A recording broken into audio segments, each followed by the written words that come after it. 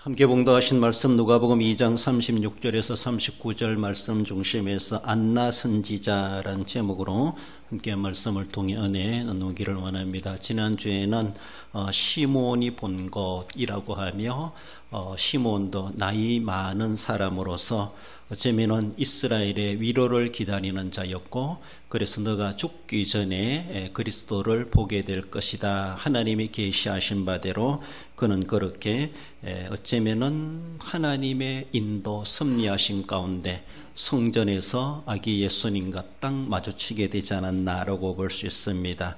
그래서 만나서 축복하며 찬송하며 또 어쩌면은 주님이 구원의 주이심을 모든 사람들에게도 알리고 그렇게 했다라는 것. 우리도 정말 죽기 전에, 이 세상에 태어난 모든 사람들은 죽기 전에 반드시 만나야 될 분은 예수님이시다라는 것입니다. 그래서 만나도 되고 안 만나도 되는 선택사항이 아니라 어떻게 하든지 다 만나야 된다는 것이죠. 만나가지고 인생을 해결받아야만 하는 것이 인생의 사람으로 태어난 인간으로서의 정말로 우리가 궁극적으로 감당해내야 될 일이다라고 말할 수 있습니다. 누가 뭐란다 할지라도 오직 예수님만이 역사의 주권자이시고 우리의 생사박의 주권자이시고 우리의 영생을 주시는 진정한 구속의 주이시라고 하는 것을 우리는 믿고 있습니다. 우리뿐만 아니라 이교도들, 다른 사람들, 이방인들, 불신자들도 예수 그리스도를 죽기 전에 만나도록 우리가 해야 될 막중한 책임도 있다라는 것이죠. 시몬이 정말로 주님의 구원을 보았다라고 하는 것, 우리가 보는 것은 이제 우리도 우리 주님을 보기를 원하고 기다림을 해야 되는데, 구약시대 성도들은 초림을 기다렸다면은 우리는 재림을 기다리며 어서 오시옵소서, 주님 어서 오실 날을 우리는 손꼽아 기다리며, 그것이 우리에게 이 시대의 이스라엘의 위로이다라고 말할 수 있습니다. 우리에게 주시는 진정한 위로는 예수님이 재림하시는 것으로 완벽하게 완성되고 위로가 된다는 것을 말씀하며, 재림신앙 가지고 우리도 시므온처럼 늘 우리 주님을 소망하며 약속을 믿고 기다리는 그런 삶을 살아갈 때 언젠가 분명하게 우리의 삶에 큰 역사, 하나님의 은혜를 경험할 날이 있을 것이다 소망하게 됩니다. 오늘은 안나 선자를 살펴보는데 성전의 주인을 만나게 되는 것을 보죠. 여러분, 그는 성전을 떠나지 않았다 그러는데 어쩌면은 성전의 주인 되시는 예수님을 만나게 되었다라는 것이 그가 받은 복임을 말씀합니다. 문제는 그는 늘 성전에 거하였다 그렇게 말씀합니다. 37절에 이 사람이 성전을 떠나지 아니하고 주야로 금식하며 기도함으로 섬기더니, 예루살렘의 구속을 기다리던 사람들 당대에 말라기 선지자가 떠나간 이후에 세례 요한이 나타나기까지 거의 400년의 세월이, 그래서 구약이 끝나고 신약이 시작되는 그런 가운데 중간기다, 중간시대다 이렇게 말하기도 하는데, 그 약 400년의 세월이 침묵의 기간이었던 것을 볼 수가 있습니다. 어쩌면은 환한 대낮이기보다 깜깜한 흑암의 날들을 보내는 날들이다라고 말할 수가 있죠. 어둠이 짙어지면은 거기에 빛이 얼마나 귀하게 여겨지겠는가라고 볼 수가 있는데, 그 빛을 위하여서라도 어둠이 지속되고 있다고 하는 것을 볼 수 있는데, 그 어둠의 시대 400년의 세월을 흘러가면서 그들이 그래도 소수이라 할지라도 정말로 이스라엘의 위로를 기다리고 예루살렘의 구속을 기다리는 신실한 사람들, 참 400년 세월 가운데 하나님이 침묵하실 때 믿는 사람들이 지칠 만하기도 한데, 그래도 그 신앙을 연명해 오는 신실한 믿음의 사람들이 있었다고 하는 것이 얼마나 귀하겠는가라고 볼 수 있습니다.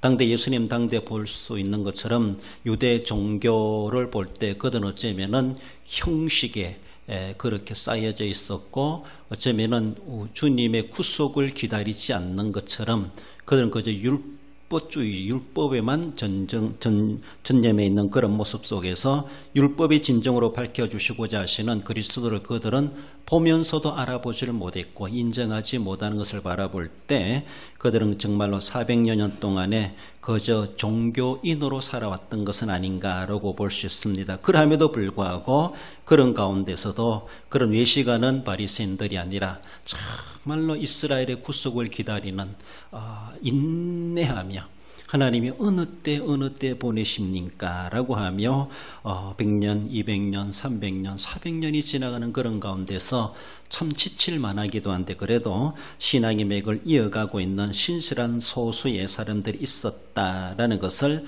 그 중에 오늘 본문에서는 안나라고 하는 사람을 우리에게 보여주고 있습니다. 그는 결혼한 지 7년이 되었고 7년 되었을 때 남편과 사별하게 되었고 그래서 과부가 되어 84년이다 이렇게 말하는 걸 바라볼 때 과부된 지 84년 이렇게 계산하기도 합니다. 그 나이가 지금이 84세인가 이거보다 학자들이 일반적인 나이 계산은 결혼한 지 7년 만에 남편과 사절하고 그 이후에 84년을 더 살았다 이렇게 봅니다. 그럼 지금 나이가 결혼한 지 몇 년 됐어요? 적어도 91년이 되었죠. 그러면은 지금 나이가 얼마나 됐을까? 10살에 결혼했다 할지라도 101살이 되는 거예요. 그렇게 일반적으로 계산을 하기도 합니다. 어떤 이들은 뭐 현재 나이가 84세다 이렇게도 말하기도 하는데 일반적인 대부분의 학자들은 100살은 넘었을 것이다 그렇게 추정합니다. 아무튼 나이가 그렇게 연연할 건 아니지만은 100살이 돼도 정정하신 분이 있어요. 70, 80대도 100살 선배님보다 더 연로한 것처럼 보이는 그런 분들도 계시지만은 아무튼 본문에 나오는 안나라고 하는 이 여선지자 그는 정말로 나이 많다라고 볼 수가 있고 그렇게 홀로 된 그런 삶을 오랫동안 살아왔는데 어쩌면 남편을 사별하고 나서부터인지 모르지만 그는 성전을 떠나지 아니하고 주야로 금식하며 하나님을 섬겼다 그렇게 말하고 있습니다. 의지할 데 없고 자기와 함께 동거하는 사람이었고 어쩌면 그는 성전을 남편 삼아 따라가서는 하나님을 남편 삼아 하나님의 곁을 떠나지 아니하고 하나님과 동거하는 그런 삶을 살아가는 의미가 있다라고 볼 수 있습니다. 여러분들 부부가 함께 해로하는 것 참 복이지만은 어쩔 수 없이 사별하는 것은 있을 수 있습니다. 누가 먼저 가든지 간에 그런 일이 있을 수 있지만 아무튼 함께 해로하시든지 아니면은 사별하신다 할지라도 하나님 내 노년의 삶에 대해서 우리가 늘 기도할 필요가 있고 또 내 인생 말년의 노년의 삶을 어떻게 아름답게 고상하게 그리고 하나님께 더 아름다움을 보여드릴 수 있는 그런 인생을 그런 백발의 삶을 살아갈까라고 하는 것을 우리가 한번 계획할 필요가 있고 고민할 필요가 있고 기도할 필요가 있습니다. 그러면서 성경상에나 지금 우리 주변에 그렇게 백발이 되면서도 참 고상하게 살아가시는 그런 신앙의 선배들을 바라보면서 그들의 삶을 우리가 좀 본받아 가고자 하는 그런 자세가 필요하지 않나라고 볼 수 있습니다.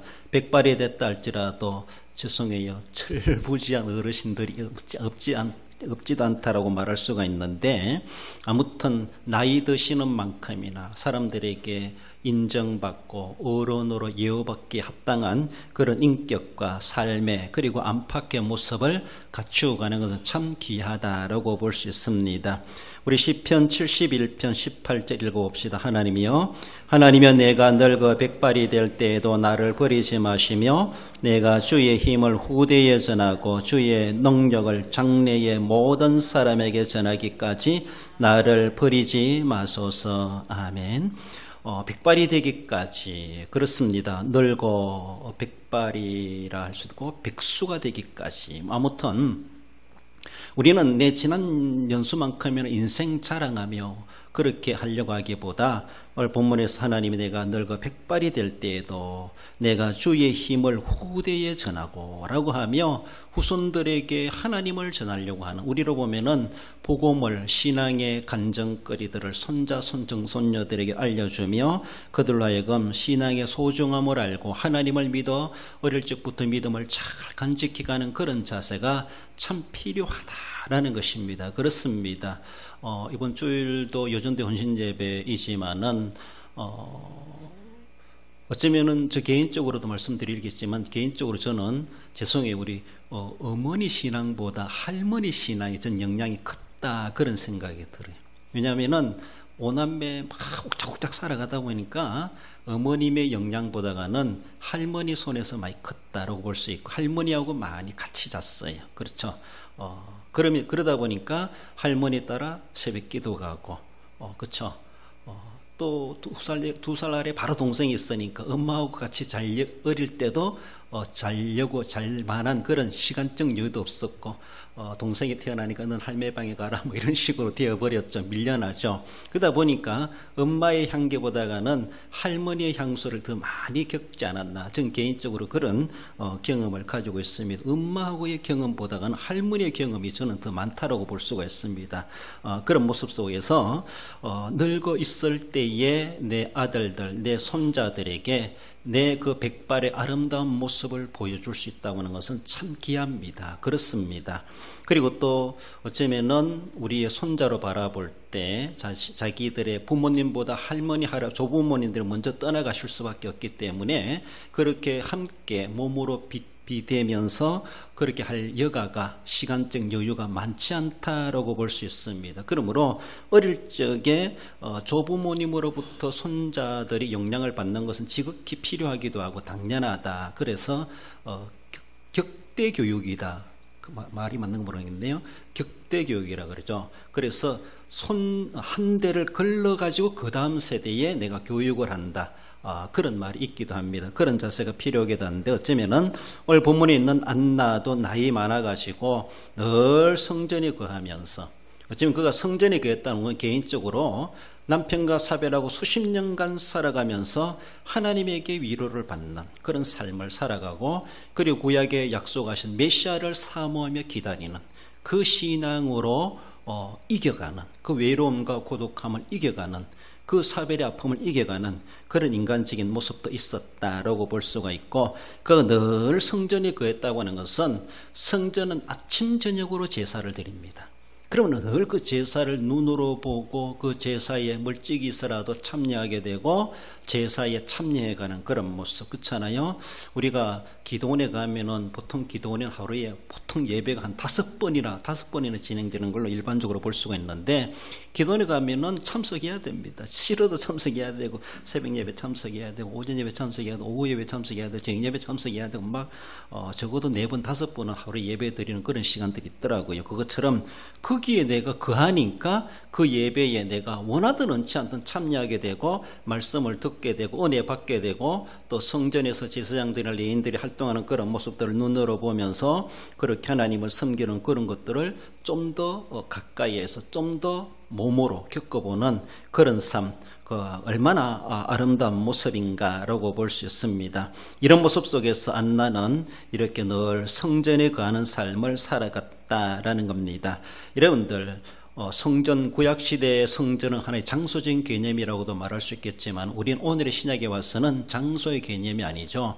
그래서 우리의 심령이 성전일 수가 있고 내 있는 곳이 하나님의 임재의 장소라고도 말할 수가 있는데 늘 하나님을 떠나지 않는 그런 삶이다라고 말할 수 있어요. 의미적으로 바라볼 때 늘 하나님을 묵상하고 하나님을 생각하고 늘 하나님을 내 남편처럼 여기는 늘 가까이 한 집에 사는 것처럼 그래서 우리는 바쁘게 살아가다 보니까 오늘 그래도 2일 3일 지나고 나서 주일 지나고 3일 만에 다시 만나서 예배 드린다는 것도 참 귀한 일입니다. 어떤 사람들은 3일 예배가 있는지 오늘이 무슨 요일인지도 모르고 일주일 쭉 지나가다 보면 벌써 주일 됐네, 토요일 됐네, 일요일 됐네 이렇게 한급하게 주말을 맞이하고 주일을 맞이하는 그런 사람도 없잖아 있기도 하죠. 그렇지만은 내가 늘 주님을 의식하고 주님과 늘 내가 주님 안에 거하는 삶 주님께 붙어있는 그런 삶을 살아간다는 것은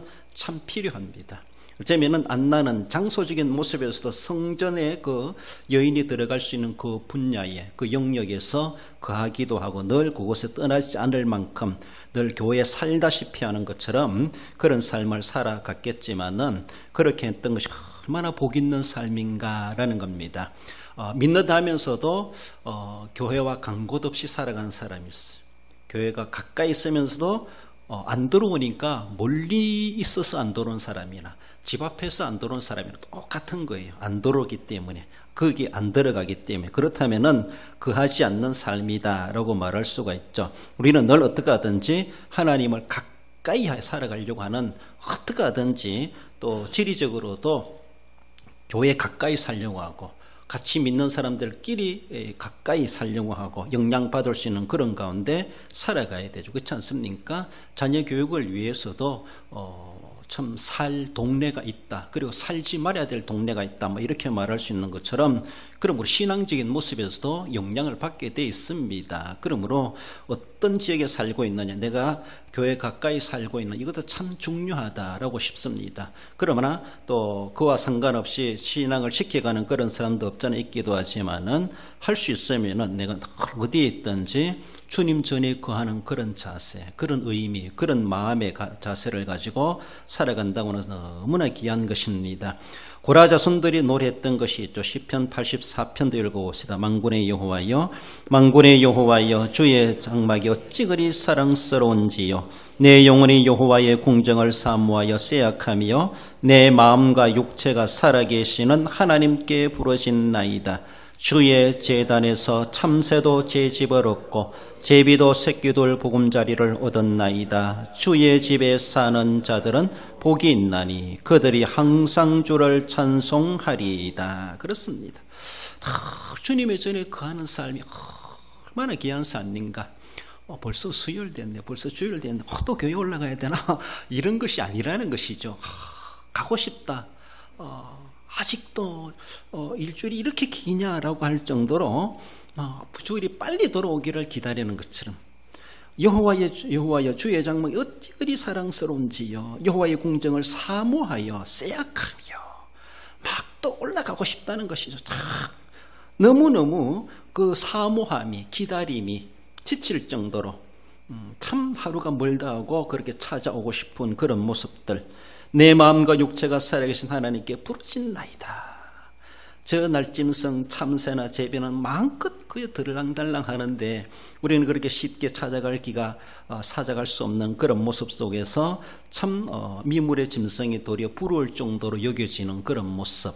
그렇습니다. 그래서 또 교회 가야 되나 이런 것이 아니라 또 가게 됐다고 하는 것이 얼마나 귀한 것인가.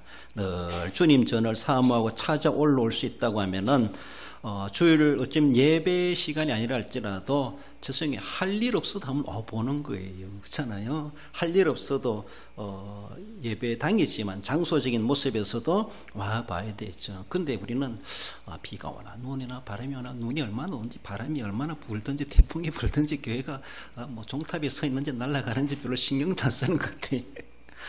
눈이 와도 뭐 목사님 다 치우겠지, 이런 것이 바람이 불어도 나게 목사님 다 쓸겠지라고 할지 모르지만은 힘 주시니까 열심히 합니다만은, 그러나 하나님을 사랑하는 그런 모습 속에서 장소적인 모습에서도 우리가 구별된 장소를 지어놓고 그렇게 사용하고 있다면은 함께 그것에 그런 애정을 가지고 책임의식을 가지는 것은 지극히 필요합니다. 그렇습니다. 그러므로 마음이 있으면은 그렇게 가까이, 그리고 어쩌면은 관심을 갖게 되어져 있다라는 것을 볼 수 있습니다. 주님 전에 거하는 삶이, 안나가 주님 전에 거하는 삶이 어떤 삶이었겠는가?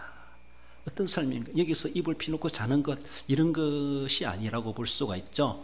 그런 것이 아니라 늘 의미적으로 바라볼 때 나는 주님의 전에 늘 거하는 삶이 내 입장에서는 어떤 것이겠는가 한 번쯤은 생각하게 하는 안나의 그런 모습을 우리에게 전해주고 있습니다. 늘 성전에서 제사하는 것을 보면서, 연기가 타오르는 것을 보면서 내 죄가 저렇게 사해지고 있구나, 또 제사장들이 저렇게 애를 쓰고 백성들을 위해서 기도하고 제사를 드려주고 있구나, 하나님과 늘 향을 피워가며 제사의 연기를 품어가면서 그렇게 하나님이 살아계심을 늘 표현하는 그런 모습들, 그 늘 성전에 거하다 보니까 지난주에처럼 시몬처럼 하나님의 성령의 이끌림을 받아서 성전에서 아기 예수님을 만나게 되는 그런 은총을 복을 누리게 된 것이 오늘 본문에 나오는 안나 선지자의 모습이다라는 겁니다. 그 예수님을 만나가지고 놀람을 금치 못하고 정말 예수님을 구세주로 믿은 시므온처럼 하나님을 그렇게 찬송하는 안나의 그 모습을 본문에서 말씀해 주십니다. 그러면 내가 성전의 장소적인 모습을 그하고 있었기 때문에 성전의 주인이 찾아왔을 때 거기서 성전의 진정한 주인을 만날 수가 있었다는 것이죠. 우리가 누굴 정말 꼭 만나야 하면은 그집 대문간에 죽치고 앉아 있어가지고 어떤 사람 텐트 치고 막 기다리죠. 언제 퇴근하시든지 언제 오실는지 모르고 아무튼 오시면 꼭 만나야 되기 때문에 나는 만나기 전에는 여기서 한 발자국도 안 떠난다 막 이렇게 하는 것처럼 그러니까 만났다는 것이죠. 그러니까 잠시도 내가 비온 틈에 주인이 오실라나 그래서 떠나지도 못하고 늘 자기 자리를 지켜가는 성전에 거하는 삶을 살아갔던 그 사람이 결국은 아기 예수님을 만나는 복을 누리게 된 것을 말씀하십니다. 나아가서 안나 선지자는 속량의 주님을 전하게 되는 것을 보죠. 선지자의 사명을 감당하는 것을 볼 수가 있습니다. 38절에 마침 이때에 나와서 하나님께 감사하고 예루살렘의 속량을 바라는 모든 사람에게 그에 대하여 말하니라. 그녀는 하나님께서 그의 약속을 성취하심에 충실하심에 대해서 감사하고 있습니다. 어쩌면 그렇게 속량을 기다려왔는데 이제야 내게 이런 은혜를 베풀어 주시는구나. 나로 하여금 이렇게 아기 예수님을 만나게 하셨구나. 예루살렘의 속량을 바라는 모든 사람들에게 예루살렘만이 아니죠. 이스라엘 들어가서는 이 세상에 살아가는 모든 하나님 택한 백성들, 더 넓게 보면은 온 땅 끝까지 만민들의 속량이 필요한 사람들이죠. 그들을 위해서 오신 그에 대해서 그는 말하니라. 그렇습니다. 그가 전해주는 아기 예수님은 예루살렘에 속량하기 위해서 오셨다는 것이죠. 이스라엘을 속량하기 위해서 우리의 모든 죗값을 지불해 주시고 거기서 우리를 건져내신다, 속량해 주시기 위해서 뿐만 아니라 택한 백성들 더 나아가서 세계 만민들을 속량하시기 위해서 오신 하나님의 보내신 구세주이시다. 그래서 그에 대하여 말하니라, 전해주었다라고 그렇게 말씀하십니다. 오직 예수님만이 예루살렘 들어가 이스라엘 들어가서는 선민 들어가서는 세계 모든 만민들을 속량하실 수 있는 유일한 구세주가 되신다는 것, 속량의 주님이 되신다는 것을 분명히 시몬을 통해서도 안나를 통해서도 우리에게 전해주고 있습니다. 예수님만이 인류를 구원하시는데 하나님이 허락하신 진정한 구세주이심을 말씀하고, 그래서 예수님은 우리를 속량하시기 위해서 우리 모든 죗값을 지불하시는 그런 고난을 당하시고 십자가에 죽으시고 부활하셔서 정말 완벽하게 모든 일을 다 속량하시고 이루어 주셨습니다. 이제는 그 사실을 인정하고 믿는 자에게 진정한 속량의 은총이 그에게도 개인에게도 적용되어지고 이루어지게 될 것을 분명히 약속하고 있습니다. 이제는 예수님이 다시 십자가에 죽으실 이유가 없고 이제는 우리는 믿으면은 이미 과거에 이루어놓으신 우리 주님의 구속의 은혜가 우리에게 분명하게 이 시대에도 완벽하게 효력을 나타나게 하시는 하나님의 구원의 역사가 있음을 말씀하십니다. 그렇습니다. 이렇게 안나 선지자가 예수님에 대해서 예수님이 그 아기 예수님이 어떤 분이신가에 대해서 말했다, 전해주었다라고 하지만은 참 그러나 불행스럽게도 이 기쁜 소식을 이스라엘은 마음이 완악하다 보니까 그 소리가 무슨 소리인지, 그것이 뭐 그렇게 대단한 소리인지, 그 얘기가 뭐 그렇게 대단한 인물인가, 어쩌면은 제대로 그들은 새겨 듣지를 못했고, 어쩌면은 소수의 사람들만이 이렇게 안나가 전하는 그 소식을 전해 들었을 것이다. 그렇게만 보고 있습니다. 그렇습니다. 이런 모습 속에서 어쩌면은 예수님의 소식이 여기서 일시적으로 끝나버립니다. 별로 효력이 나타나지 않아요. 구세주가 오셨다라고 전했음에도 불구하고 그 소식이 파급 효과 나가지고 막 모든 유대인들, 구약의 하나님의 언약을 믿고 기다렸던 사람들이 놀랄 정도로 막 그렇게 쉬운 말로 이 기쁜 소식을 온 세상 전하세요. 막 이렇게 돼야 되는데 이 소식이 파장이 멀리 가지 못하고 성전 안에 있는 사람들 정도만 그 정도만 알고 또 묻어버리지는 그런 모습이 이루어지고 있음을 봅니다. 오늘 본문에서도 어쩌면은 누가 기자는 우리가 제일 마지막 읽었던 그런 말씀이 뭐예요?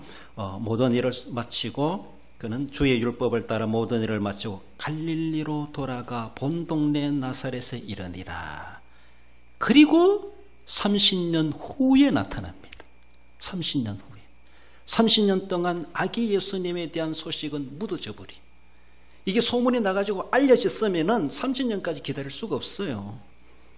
오늘 보면은 카메라 기자들이 나사렛에 쫓아가가지고 막 찾아내고 발견하고 계속 취재하고 그 자라는 하나하나의 모습까지도 귀찮을 정도로 그렇게 했어야 되는데 그 복음이 어쩌면 요 안에서만 잠시만 반짝였다가 묻어져 버려요. 어쩌면 그것은 그만큼 이스라엘이 당대 그들이 구약의 율법을 가지고 믿는다면서도 메시아를 진짜 기다리는 사람들이 아니라 그저 종교적인 틀 안에서만 살아감으로 인해서 하나님의 나타나심에 대해서도 그들은 인정하지 못했고 영안으로 깨닫지를 못했고 그만큼 그러던 완악한 마음을 가지고 그저 종교생활 해왔다 이렇게 볼 수밖에 없습니다.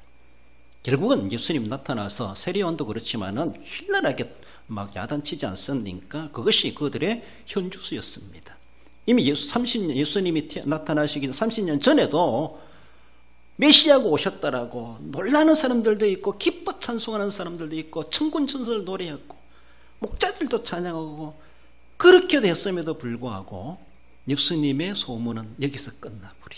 그리고 예수님이 공식적으로 나타나기 전까지는 소문이 나지도 않고 알려지지도 않는 것이 얼마나 참 안타까운 모습인가라는 것이죠. 그래서 성경은 공생의 3년의 활동 그거밖에 대체적으로 기록되는 것이 없는 것을 볼 수가 있습니다. 오늘 본문에서는 누가는 성전에서 모든 일을 끝내고 이제 바로 본고에 살던 나사렛에 돌아갔다라고 기록하지만 요 행사 끝나고 나서 나사렛에 돌아가기까지 빠진 것이 있죠.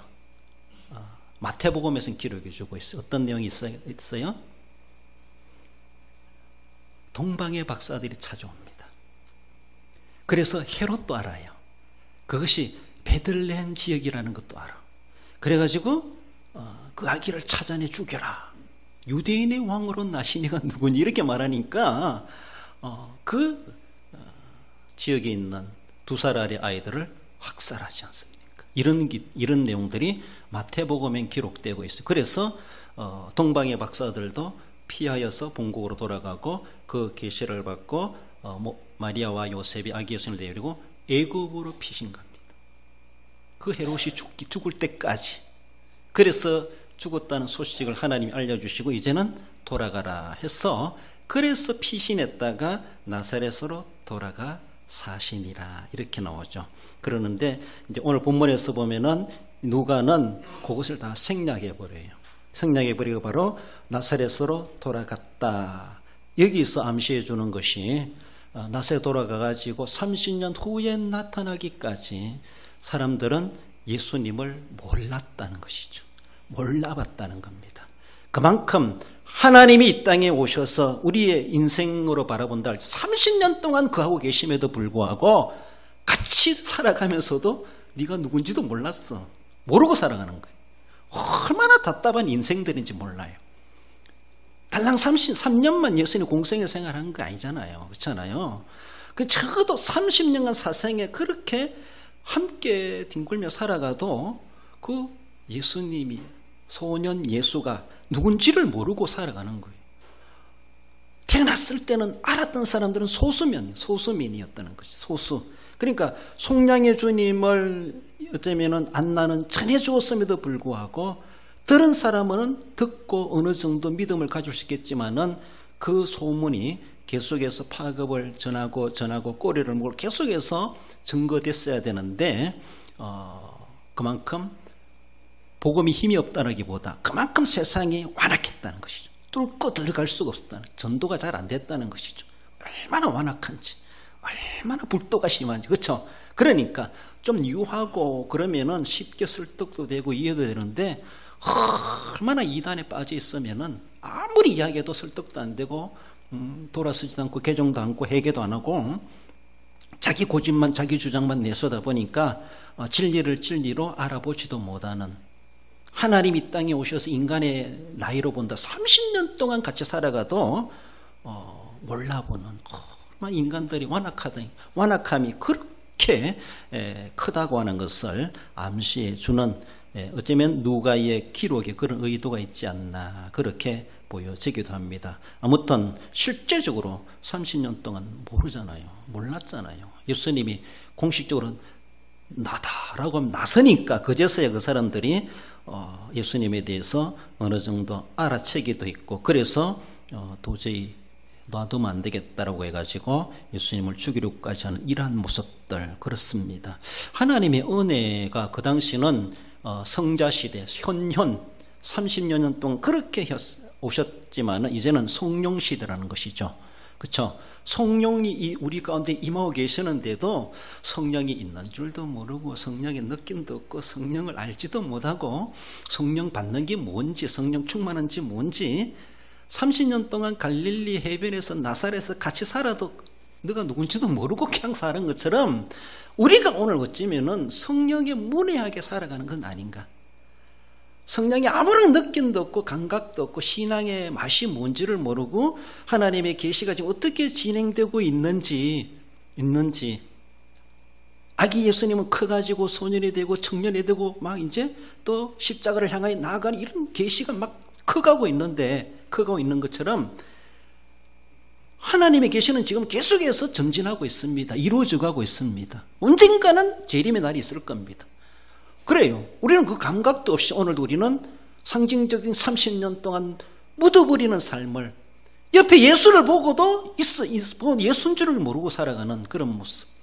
성령이 우리와 함께 하시면서도 계속 하나님 살아계시고 우리에게 말씀해 주시고 하는데도 하나님에 대한 느낌도 없고 감각도 없고 두려움도 없고 뭐 경외심도 없고 그저 어쩌면은 유대 종교인들처럼 율법적으로는 삶아야 되지. 율법은 이루어지고 완성되고 있음에도 불구하고 계속 율법만 고집을 하고 안식일을 지키려고, 유월절을 지키려고 하고, 할례를 받으려고 하고, 이제는 끝났음에도 불구하고 그런 것처럼 오늘의 진정을 우리가 영안이 얻었다 보니까 우리의 심령이 완악하다 보니까 영적인 30년 동안 우리는 그런 시대를 살아가는 것은 아닌가. 주님이 재림하시야만이 세상에 종말이 오는구나. 예수님이 30년 후에 이제 복음사에 공식적으로 나서니까 그제서야 사람들이 주가 누구지 알아보려고 하게 되고, 그제서야 알아보니까 그렇더라. 정신 차리지만은 정신 차리는 게 또 삐딱하게 정신 차리다 보니까 결국은 예수님을 대적하는 자들이 되었다라는 것을 말씀합니다.